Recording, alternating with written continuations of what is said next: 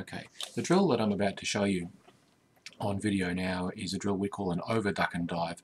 It's a bread and butter drill for us. It's one of the most common drills that we do, and we practice it a lot, and it's the basis for a lot of our other drills that we use to develop further skills. It involves two riders generally riding around in pairs, one leading and the other following. For one lap, the leading rider stays below the blue line and the following rider sits behind them about 5 metres or so, or basically comfortable race distance, and above the blue line for one lap, and the lead rider simply watches them for one lap. For the second lap, the following rider will duck and dive, thus the name over duck and dive. And for the second lap, the rider ducks and dives to try and get in the blind spot of the leading rider, confuse them as to their location, and keep them guessing as to where they are.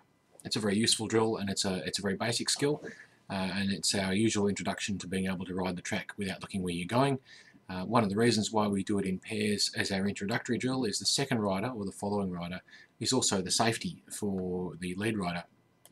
Their eyes, essentially. If anything pops up on the track that the lead rider needs to be aware of, the following rider will tell them, you need to look in front of you, or yell out, look, or traffic, or something else agreed to in advance. So the drill is a great introductory skill drill for track sprint in terms of getting to know the track, and also working with each other, working with two riders, and getting good control over your track position, and learning how to ride the track without looking where you're going. So here's Emily and Stephen doing an over duck and dive.